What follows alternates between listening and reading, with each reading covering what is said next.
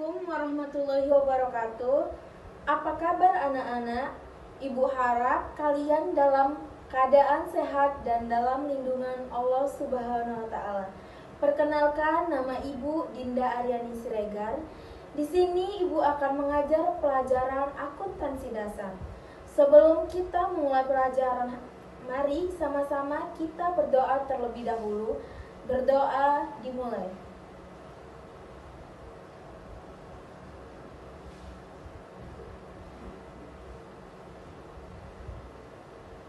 Berdoa selesai. Oke anak-anak, Ibu akan membacakan tujuan pembelajaran kita hari ini. Yang pertama, siswa dapat mengetahui pengertian perusahaan jasa, dagang, dan perusahaan manufaktur. Yang kedua, siswa dapat mengetahui jenis dan contoh perusahaan jasa, dagang, dan perusahaan manufaktur. Yang ketiga, siswa dapat membedakan antara perusahaan jasa, dagang, dan perusahaan manufaktur. Dan yang terakhir, siswa dapat mengetahui transaksi bisnis baik perusahaan jasa, dagang, dan perusahaan manufaktur. Baiklah anak-anak Ibu sekalian, sekarang Ibu minta kepada anak-anak Ibu untuk mengisi absen terlebih dahulu di Google Form yang telah Ibu share di grup WhatsApp kita ya. Jika sudah mengisi absen di Google Form, selanjutnya Ibu akan menampilkan video animasi tentang materi kita hari ini, yaitu tentang memahami interaksi bisnis baik perusahaan jasa, dagang, dan perusahaan manufaktur. Mohon disimak dan diperhatikan dengan baik. Setelah menonton animasi, Ibu akan menjelaskan tentang apa yang ada di dalam video tersebut. Selamat menyaksikan.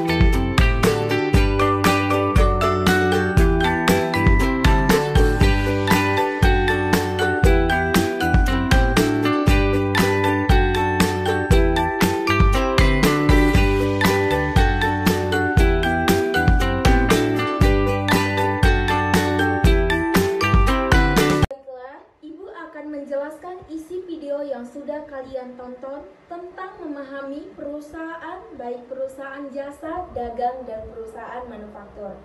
Sebelumnya, Ibu akan menjelaskan apa sih perusahaan jasa itu? Perusahaan jasa merupakan suatu unit usaha yang kegiatan produksi produk yang tidak berwujud atau jasa dengan tujuan untuk mendapatkan laba atau keuntungan. Jasa adalah setiap tindakan atau unjuk rasa yang ditawarkan oleh salah satu pihak ke pihak yang lain. Secara prinsip, produksinya bisa terkait dan bisa juga tidak terkait pada suatu produk fisik. Pada penjualan dan produk jasa berlangsung ketika ada kesepakatan antara perusahaan dan konsumen. Oleh karena itu, dari sudut pandang akuntansi hanya ada dua transaksi utama pada perusahaan jasa, yaitu transaksi administratif dan penjualan jasa. Jasa umumnya dihasilkan dan dikonsumsi pada saat yang bersamaan. Jadi, saat jasa itu dibuat, pasti akan dikonsumsi di hari yang sama atau waktu yang sama, yaitu dalam hal ini ada keterkaitan konsumen dan dalam proses tersebut. Dapat diartikan konsumen harus berada di mana jasa itu dibuat, sehingga konsumen melihat langsung dan bahkan ikut ambil bagian ke dalam proses produksi tersebut. Dan yang terakhir, karakteristik perusahaan jasa, yaitu tidak tahan lama. Di depan tadi sudah kita bahas tuh bahwa jasa itu adalah suatu sifat abstrak atau tidak terlihat, sehingga jasa itu tidak akan mungkin kita simpan dalam sebuah persediaan. Kalau jasa tidak bisa kita simpan, berarti jasa itu tidak akan bisa kita jual kembali kepada orang lain. Layaknya seperti barang dagang atau jasa juga tidak dapat kita kembalikan kepada produsen jasa di mana jasa itu diproduksi.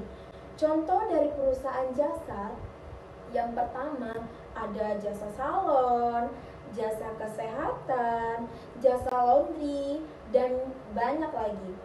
Baik, selanjutnya Ibu akan menjelaskan tentang perusahaan dagang. Apa sih itu perusahaan dagang? Oke, Ibu akan menjelaskan. Perusahaan dagang adalah perusahaan yang kegiatannya melakukan pembelian barang dagang untuk dijual kembali tanpa merubah bentuknya. Contoh dari perusahaan dagang adalah minimarket atau serba toko swalaya. Jadi, berdasarkan pengertian dari perusahaan dagang, yaitu perusahaan adalah perusahaan yang kegiatannya melakukan pembelian barang dagang untuk dijual kembali, yaitu menjual barang dagang tanpa merubah bentuk berdasarkan pengertian melakukan pembelian dan melakukan penjualan barang dagang. Baiklah, Ibu akan menjelaskan karakteristik perusahaan dagang. Karakteristik perusahaan dagang adalah memiliki aktivitas utama berupa membeli, menjual, menyimpan di gudang penyimpanan, dan kembali menjual. Tidak melakukan proses produksi barang. Oke, selanjutnya Ibu akan menjelaskan apa itu perusahaan manufaktur. Perusahaan manufaktur adalah perusahaan yang membeli bahan mentah, mengolahnya hingga menjadi produk jadi yang siap pakai, kemudian menjualnya kembali kepada konsumen.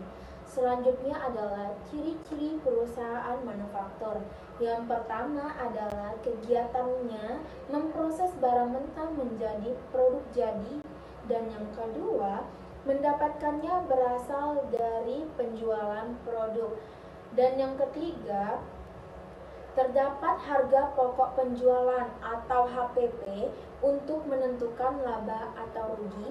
Dan yang keempat, biaya produksi terdiri dari biaya bahan baku, biaya tenaga kerja, dan biaya overhead pabrik. Contohnya dari perusahaan manufaktur yaitu produsen mie instan, produsen pakaian, produsen sepatu.